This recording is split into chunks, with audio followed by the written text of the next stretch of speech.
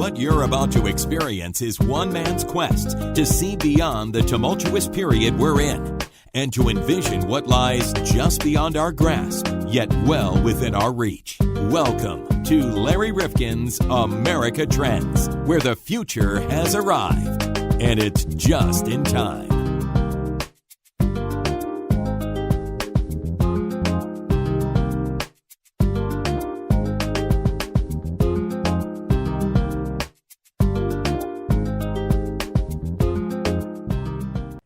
The following content is brought to you by the Wall Street Journal. Equally, broadband providers shouldn't be able to decide which websites to block or to slow down. Let's look at an example. I pay for cable and internet through a service provider, so when I go online, I expect to be able to watch all the goat videos my heart desires. And when I go on Netflix, I expect to be able to binge House of Cards without any interruptions in service. But without net neutrality, there's nothing stopping my service provider from simply blocking websites or slowing down the streaming speeds of websites, like Netflix.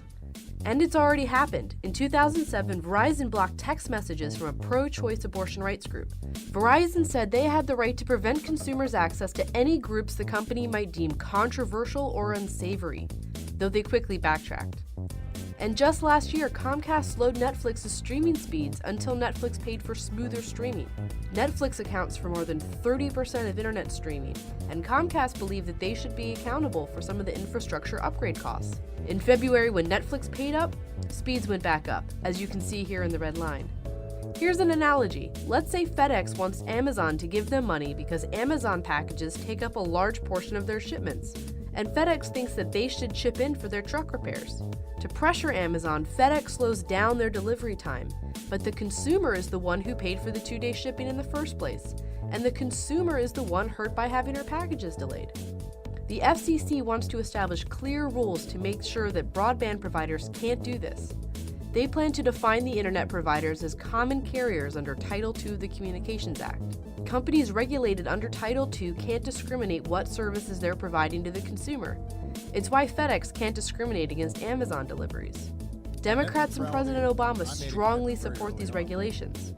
Many Republicans in the broadband industry see it as more unnecessary government oversight. They worry the regulations will prevent innovation and growth.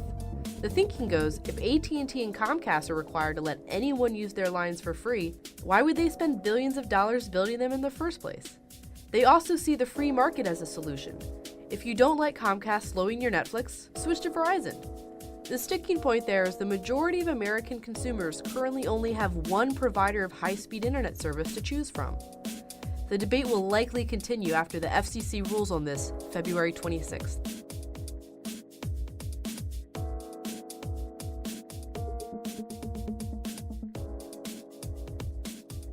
We're back with you, and thank you for again joining us on our podcast. I'm Larry Rifkin. Along with me, of course, my trusty producer, sidekick, engineer, John Krofsick. Hi, John. Hi, how are you doing? Do you have that microphone where you need it? I'm pointing it toward you. Oh, my goodness. Do I need two microphones? No, that's all right. I see that in certain news conferences where they've got about 12 different microphones right. just to make sure. Well, John, I've got to ask a very personal question. Have you cut the cord? Yes. Yes, I have. And how did you do it? How did I do it?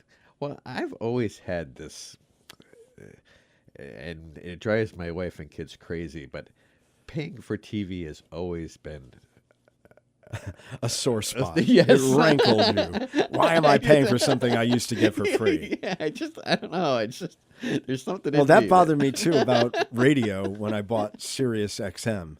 And I said, that's another one that I know, bugs but me. I'll tell you, some reasons are appropriate. I mean, it's a really good service, I've got to admit. Well, but I mean, you weren't getting enough value, you feel, from cable television? I felt that when I had problems that the provider didn't care about what I said. They wouldn't come on time. You know, you'd have to wait all day. It was just, and in the back of my mind, I've always said to just paying for TV just seems plain But how do you stupid. do it now? I mean, you do have entertainment options. I do. How do you do it? I got a TV antenna. Now, very few people are doing that. And But I got a Sling TV. Now, which what is Sling TV? Sling TV is basically, it's owned by Dish Network, and it gives me TBS. It gives me basically everything you get On a basic on a cable basic package. cable for about $30 a month. Oh, wow. Now, but you don't get HBO. I can. That's Extra. yeah, that's Okay. extra. What So about if I'm Netflix? I have Netflix. Yes. Okay, and that's another what, $8 or $9 a I month? think I think $9 or $10. Yeah. I think, Okay, yeah. so you get a lot. Yeah. Regardless, he's not on cable per Yeah. se, but he's got an alternative path to entertainment. Well, I still have the cable bundle. I'll admit it. And one of the things that keeps me there is the high-speed internet. Now, Yes. John, to tell everybody, you were at my house recently because I was asked, and I was really honored to be asked by the Harry Chapin Foundation to do a Facebook Live event. And John and I were fretting because they wanted us to be on Ethernet, but we stayed on Wi-Fi. And we were a little worried because this was a wild experiment we were involved It with. was. Right? It really Yeah. was. Doing an almost all-day Facebook Live Facebook event. Live, yeah. But, John, you came into my house and you looked. Now, I don't even know how to measure this. You but have incredibly fast speed. You are paying for, I think, the top speed you can get in Prospect without being next to the in our CR town. itself. Yeah. Okay. So I'm really cranking out You're there. cranking. So I'm on the HOV lane on the internet because you told me that. I had no idea. But a lot of people really need to have high speed today, John, because they die if they don't have it. Everybody's transacting their business online, their Absolutely. banking. So it really is such an important thing.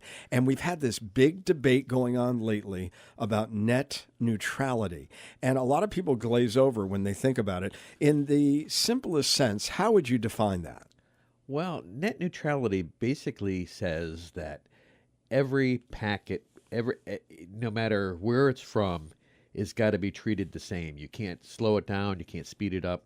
So if you're sending an email or you're looking at video, it's the same as me sending a video or an email. I mean, everything is treated equally. Okay, so if Netflix wanted to speed everything up and they were willing to pay the very few providers, the Verizons, the Comcasts, and so forth, then they would, under something other than net neutrality, be able to work out a deal and then charge us more for their service because they're paying the internet service provider for that. I tell you what happened with Netflix. Netflix had a problem with Verizon. Verizon didn't like Netflix when they came out. And I think this is how the net neutrality actually came about. So Verizon would slow down Netflix in order to, people aren't going to watch it, right? They stop, start. Who's going to watch that? They purposely slowed it down because Verizon wanted you to watch their programming. I mean, they don't want you watching this alternative programming. And that's, I think, basically, that was the time that this really got everybody up in arms because, how dare you, slow me down? Yeah, to watch your movies Yeah. or your shows or You know, whatever. so- But now, John, net neutrality has been swept away by the new Absolutely. Trump FCC. And I just want to pose the argument. I mean, they're telling us that this will allow for more players to get into the internet provider space and allow for more market innovations and the way that the internet is provided for in terms of using satellite systems or new technologies. And they say it will not be a disincentive for small startups who can't compete now with the big guys, Netflix and Facebook. What do you say? I think somebody's going to pay for it. I mean, they're going to pay.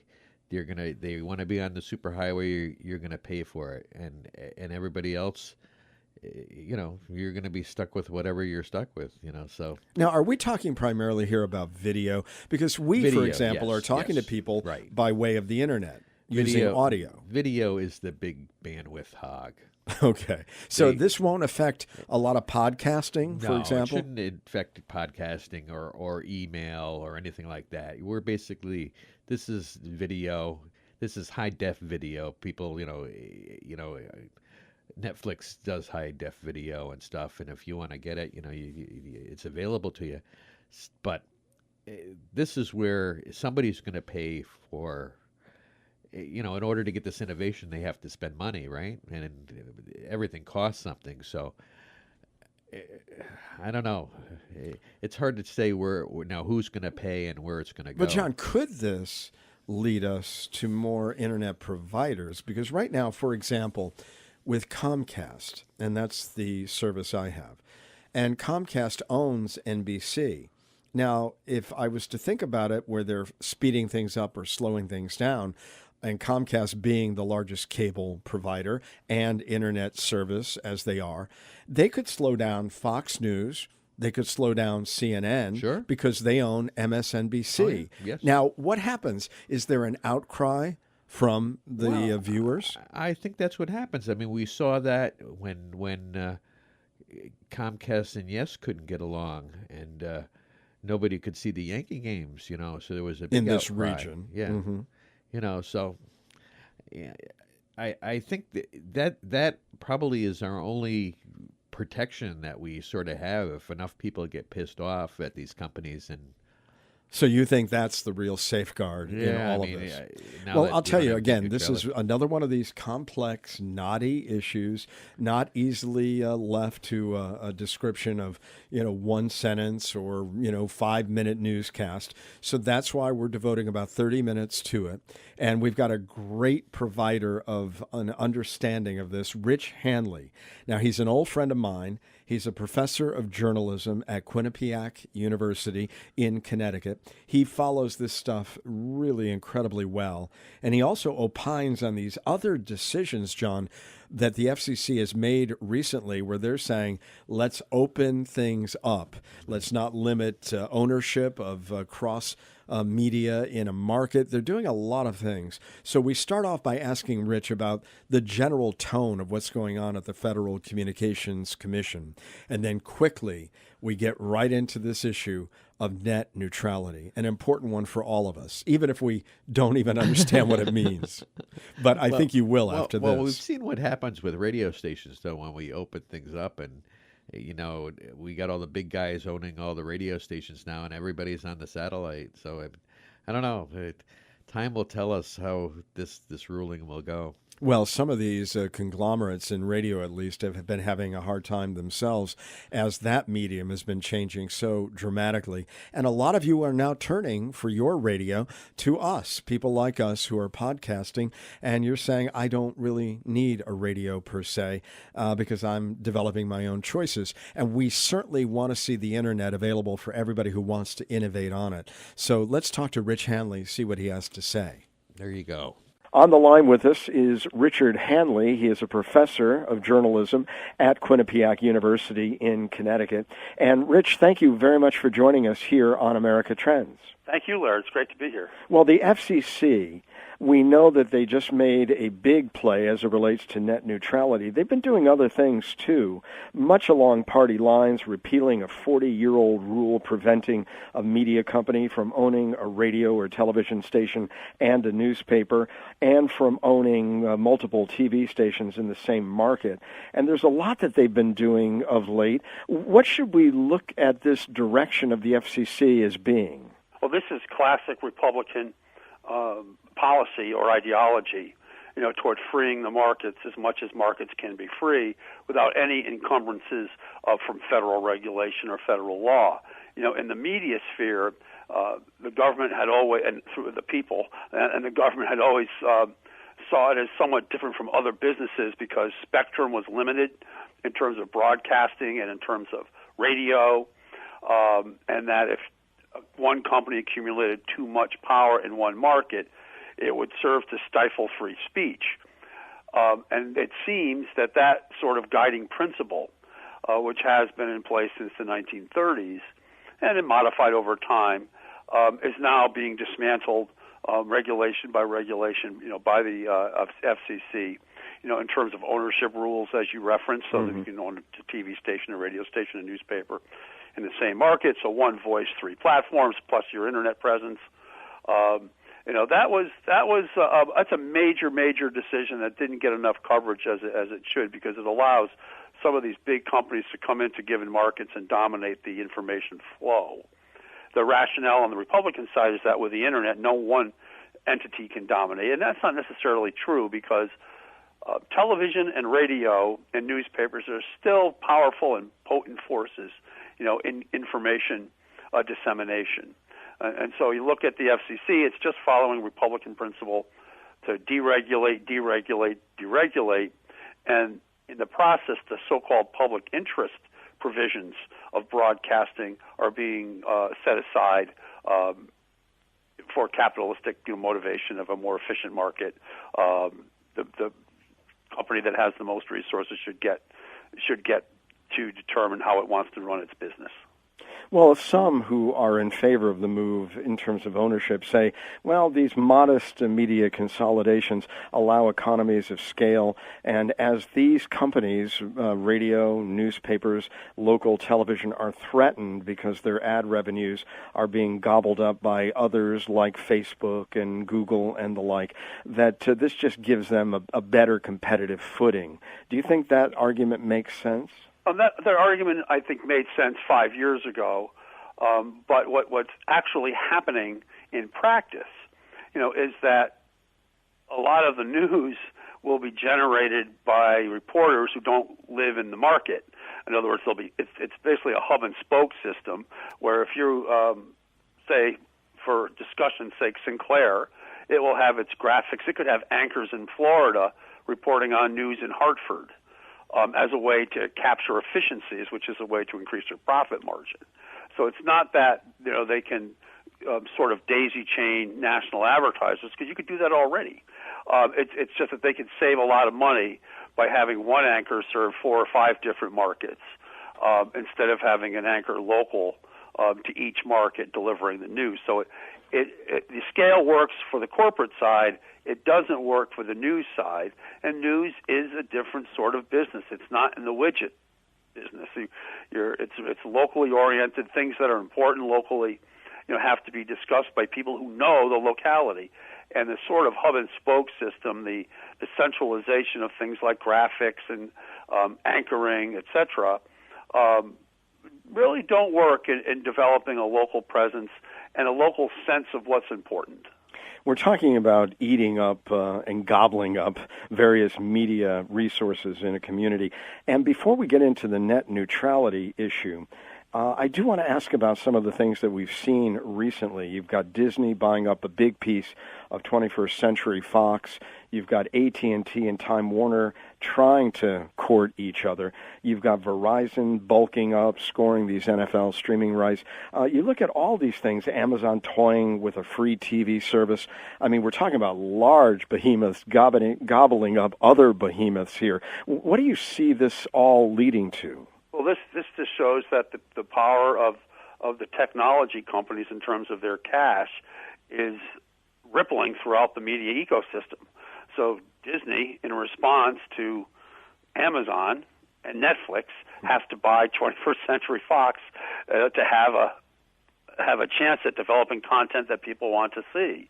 So to me, it's going to be the technology companies versus traditional media companies, in the race for eyeballs, and it really will be a race that's tremendously truncated from what it had been. There will only be a handful of mega corporations, dictating pretty much our cultural tastes and our cultural products, and that would be Netflix, Amazon, Google's going to enter it, Apple's into it, and the traditional NBC, CBS, ABC, Disney.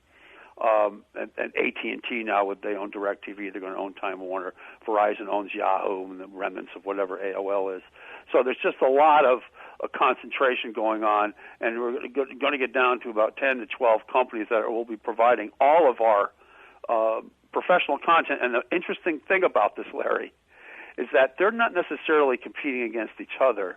They're competing against content created by consumers through YouTube, Facebook, and Twitter. Individuals are going toe-to-toe with these massive companies with their sort of sensibility, the cost and low-cost production that people will go to see. So all this money is being invested in traditional media sort of structures and frameworks, like TV dramas, movies, sporting rights to sporting events, and so on.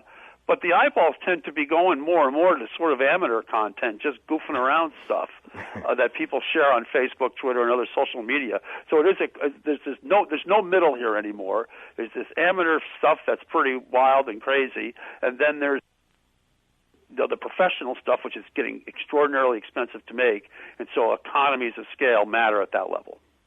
Well, you raised the issue of Netflix, and they seem to come into every conversation. So let's bring them into this whole conversation that we're going to have and focus most of our time on now, and that is net neutrality. And for those people who don't understand the concept to begin with, we didn't have it for years.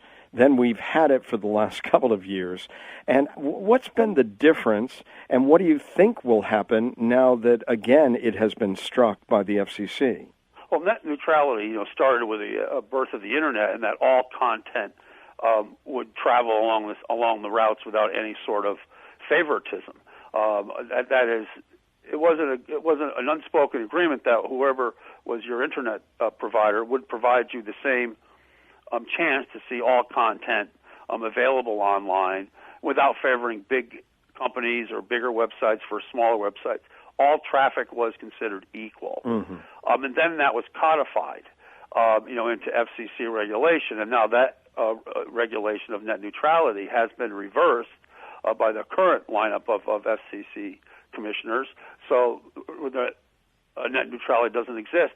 So companies like Comcast, Verizon, any internet service provider can actually start charging different rates for carrying different sorts of content. So do we begin to look as if we're, again, going back into a cable bundle? Is that what you're looking at? Well, it could be. It could very well be, but I don't think it's going to work that way necessarily, where customers will be paying with a little more to get quicker access to Facebook, a little more to get quicker access to Twitter. I think the sites and the apps like Facebook and Twitter will be paying the internet service providers to give them privileges to get to people faster. So I don't think people will see suddenly this bouquet of choices about what websites they can see and they cannot see at what speed. I think that certain companies will be paying internet service providers a fee so that their traffic is privileged, and the consumer will see better performance from those sites in terms of speed and loading of video and graphics and so on. And that's dangerous because it means that you're paying to play. And although the consumer may not be paying more, the consumer experience will be variable and uneven, which defeats the first principle of the internet, and that is all content is equal. And also, don't you think they're going to get much more aggressive in terms of the way that they're trying to sell our names or our various interests to others, and we are then going to be deluged with more requests, or they're going to try to sell us boosts of all of our posts or whatever it may be? Oh, yeah. I mean, it's going to be a total marketplace, because when we log on, we surrender our identity, and we surrender any privacy. Everything we do is tracked, and it can be packaged and monetized in some way, shape, or form. In fact, I don't know if you're aware of this, but, there was a hack. Not really a hack. The company just left the stuff wide open for anyone to take.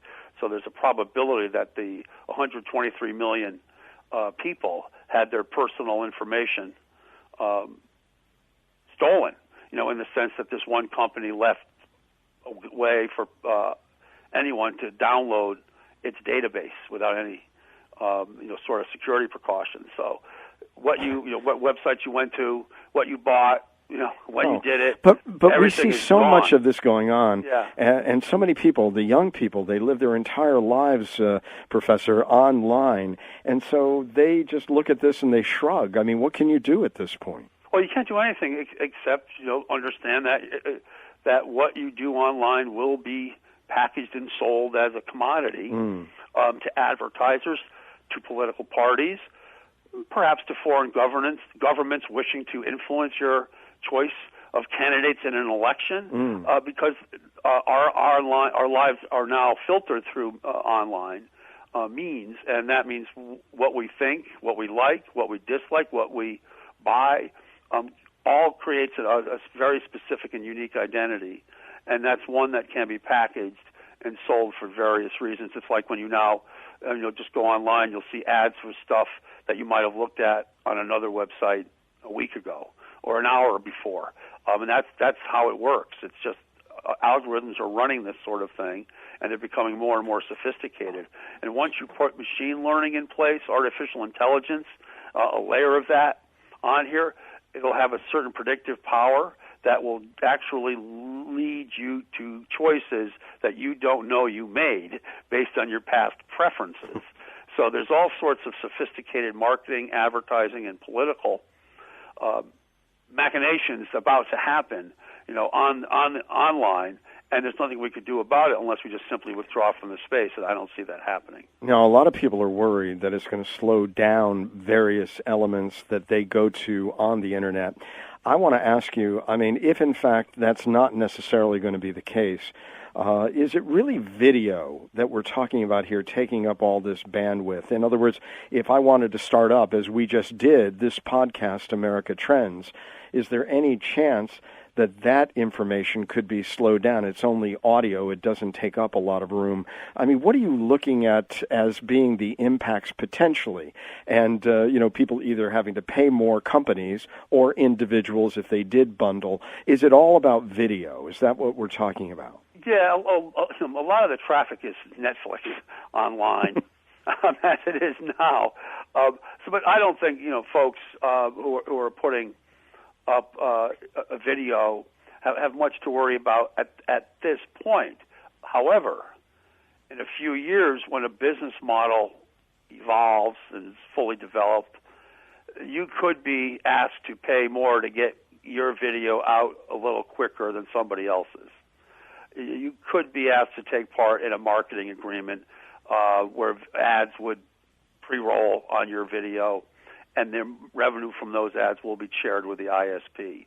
It's just, and the reason I think there's a delay is because there really isn't a business model in place. ISPs in the past have been caught throttling content. By that, I mean slowing content down. These were mainly sites that dealt with massive amounts of downloads, like BitTorrent, which downloaded pirated movies and pirated music cuts and that sort of thing. ISPs have throttled that because it takes up their bandwidth. Now I think you'll see some throttling legally for some sites that, unless they pay the ISP, that do pump out a lot of video, a lot of bandwidth-heavy content like video, full-length films, live sporting events, and so on and so forth. It makes sense because, these companies, particularly a company like AT&T, which is investing billions of dollars. AT&T spent $16 billion in 2016, upgrading systems, fiber, and whatnot to improve and enhance performance of its products. It needs to recoup that investment, and one of the ways it can recoup that investment is charging content providers or websites for quicker access to customers, and the end of net neutrality allows them to create that revenue stream now. What about increased competition in the ways that you and I connect to the Internet? Right now, many of us only have one or two choices at most. Is this potentially going to lead to more of this new technology, 5G or satellite-based broadband? Are we going to see a lot more investment? Is that one of the things that they, by this ruling, are trying to encourage? Yeah, I think what they're trying to encourage is an ideology, the ideology of the free market, unencumbered by regulations of any kind. And as you get more and more bandwidth opened with more and more technological innovation, 5G and so forth, the argument that bandwidth is a restrictive good or a limited good becomes less and less valid. But nevertheless, it is, whether we want to believe it or not, a public utility, a common carrier. And so there needs to be some sort of regulatory apparatus to keep one company from being the one ISP for an entire region, for example, and able to extract exorbitant fees for access to the network. So I do think that there will be a business model evolving. There will be competition, particularly with mobile providers, for your internet business. But it won't be as robust as it was, say, a generation ago when you could have mom and pop ISPs competing against AT&T and others because of that, of the sense that every packet, every little piece of information that travels on the internet is equal to every other packet produced by anybody else. So I do think that there will be changes. I just don't know what will happen. Although there is a chance that municipalities and even perhaps states will become ISPs in a way to guarantee access at reasonable cost to customers. In many ways, like in Wallingford, Connecticut, electricity is provided by the municipality. You may be seeing a move by municipalities and states to become ISPs against, I'm sure, opposition from the major companies, but they will then serve as a regulated space where content will flow freely or equally, and people will pay a reasonable price for that. Do you see any possibility that there's a silver lining in this, that the FCC plan now restores power to police the Internet to the Federal Trade Commission? They were on the beat, and they were supposedly a pretty good cop as it relates to the Internet in the past, and now it all reverts back to them. I don't know. I think right now, under the Trump administration, any sort of government agency competence and decision to wield regulatory authority is open to question. We're seeing it in different agencies, the EPA. We're seeing it in the financial regulatory regime. You can't say that the Federal Trade Commission is going to be the good cop or will be a cop or even a competent cop until we get a better sense of what this administration really wants to do as a governing entity. The evidence so far shows it wants to have a light hand in everything. It won the election, that's its right, and that's its privilege. There's no reason to think the FTC is going to start cracking down on anybody because of that. Well, in the past, to your point, they did defend the rights of municipalities to provide broadband in the past, and they were ones who were actually in support of net neutrality, the FTC. But as you say, we don't know under whose leadership they are today and how they'll react. Let me ask you another concern that people have. And when we look at Comcast, they're not only my cable provider and many people who are listening to this, but they also own NBC, and let's take it to another place. They own MSNBC. Now, could they slow down Fox and CNN in favor of MSNBC? They could very well do that, but they would run the risk of alienating customers. So under the FCC's new paradigm, the customer will be almost the policing agency. In other words, if there's some sort of problem, with getting access to Fox News' website,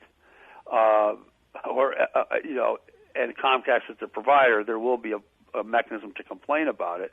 But the number one mechanism is to cancel their subscription and cut the cord, which millions of people are doing every month. So it's not in Comcast's best interests, to do that sort of thing with anything through their cable television subsidiary or through their internet service provider division. It's just not. It's not in their interest to alienate customers. It is in their interest to grow revenue from that, so they could charge Fox some money to make sure it carries free and clear, to the customer. I mean, it's the same thing with AT&T, which will soon own Time Warner, which owns CNN and HBO. You don't want to really alienate your customers at all. But there are ways you can extract revenue from it, and this ruling by the FCC allows them to extract some revenue, and I suspect that they will. When we looked at net neutrality and how it worked, at least in the last couple of years under the Obama administration, which supported it, there was such a thing called zero rate, which allowed certain content services to travel outside of a data plan that you might have. Was that an unfair advantage even within the context of net neutrality? And what happens to this notion of zero rate for things like music streaming services? Well, that's all open for debate now, Larry. This is a new frontier of media, and we have no idea what's going to happen. Who's going to get transit, frictionless transit? Who's going to have some friction in terms of a toll? to get their stuff out there. This is all new, and I just think it's going to take some time for business models to develop, and so on and so forth, to determine, how we will get content, through the internet over the next generation. I mean, the internet, even as an entity itself, is changing as more and more people consume content, through their phone, and the phone becomes the gateway, to the internet. There's still some, regulatory debate going on, in that space. But we do know that space is very limited to only a handful of carriers. And although there are different technologies and different speeds and different, methods of accessing content through apps on your smartphone, we don't know how the major companies like Verizon, AT&T, T-Mobile, et cetera, are going to handle the regulatory room that they've now been given, by the FCC and the Trump administration. We'll return to this episode of America Trends in just a moment. If you like what we're doing here at America Trends Podcast, please don't keep it to yourself. I know there are a lot of people, John, who think, well, if I'm listening and somebody else wants to listen at the same time, maybe we're going to collide and they're not going to be able to hear us. Yeah. Is that the way the technology works? No, there's plenty of bandwidth. Everybody can listen at the same time. All right. Well, that dispels that myth. Now, you can do a number of things that would really be helpful to us. You could give us a kind rating or a review at Apple Podcasts, and that boosts what they consider to be our value and visibility. And what does that do, John? Well, that puts us in the forefront so that you can find us easier, and most important is other people can find us easier. And you can subscribe there or on our site, americatrendspodcast.com, or wherever you're listening, so we can alert you to new episodes of the podcast, which, by the way, we put out twice a week on Tuesdays and Thursdays. And stay in touch with us on both Facebook and Twitter at Trends Podcast. Or you can like us on Facebook or follow us where, John? On Twitter. On Twitter, that's right, where the world turns to hear fake news or whatever it is. Well, you can direct message us at Trends Podcast or using hashtag Trends Podcast. And John, with our growing audience, and really it's been pretty remarkable, a lot of people just came to us the last month or two, and they might have missed earlier episodes. Can they get them again? They can look through them and pick the ones they want to listen to. They're all on the website, and a lot of them are up on iTunes, many of them. All right. Well, listen, there's lots of material to listen to. We hope you have the time, and will lend it to us because we try to make it worth your while. And thanks so much for listening. And tell your friends. We now return to this episode of America Trends. Let me just ask you to comment. Joel Espeline, he's a senior advisor at Diffusion Group, and they forecast the future of TV and video. He said the future is a wider variety of broadband and cellular plans offering you faster access to particular services if you're willing to pay more. If you can't pay, you might still get fast access to services that can pay to reach you, while the remainder of your broadband streams are subject to an annoying data cap. Is that something you could envision? Yeah, I could see that happens already, in many respects. So that's, certainly in the cards for the future.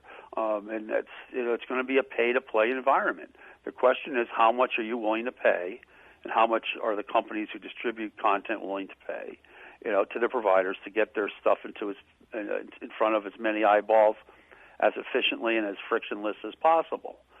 But there's also, self-defeating components to that. So there's self-policing components to that, and that companies are going to want to get their material to as many people as possible in the most efficient way. And these companies with scale like Netflix have the muscle to compel ISPs and phone carriers to make sure that happens without paying exorbitant rates to do so. And any rate, and it will be passed along to the customer. In the interest of Netflix, it'll make sure that rate is as low as possible so it won't lose subscribers. So this could be another race of mutually assured destruction if some of these companies begin to play games and just demand, in a sense, that other companies begin to counter their moves. Yeah, and what it's going to be for the consumer, is some confusion, and that's the last thing any media company or any content company wants, a confused customer, because they can walk away from this stuff. And they have walked away from it.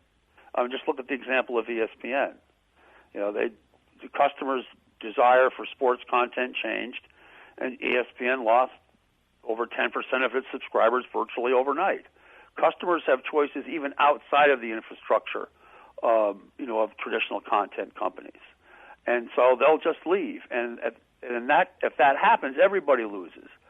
So I think there'll come a point of equilibrium where the business model will say the market will bear X amount of cost for Y content, and that's what it will settle on. And that will be a low, by its nature, has to be a low price point in order for all the ISP and the content companies, the mobile carriers, some of which are all the same, to to find. I mean, AT&T with DirecTV, it's AT&T Mobility. They'll soon own HBO and CNN. It's like, well, it's hard to keep up without a scorecard. It's hard to keep up without a scorecard, and they're in the business to make money and not alienate customers. And even if the customer has one other choice, that customer has a choice, and that customer will leave. So it's not in the interests of these companies, to throttle back on content in such a way where it interferes with the customer experience. It's not in their interest of these companies to go to war with each other. I'll just throw another example out there. When Comcast and the Yes Network could not agree, the Yes Network, which has the rights to the Yankees, was pulled off Comcast cable for an entire baseball season. Comcast, didn't lose as many customers as it thought it was going to lose because people had a choice. They could just listen to the game on the radio. And that,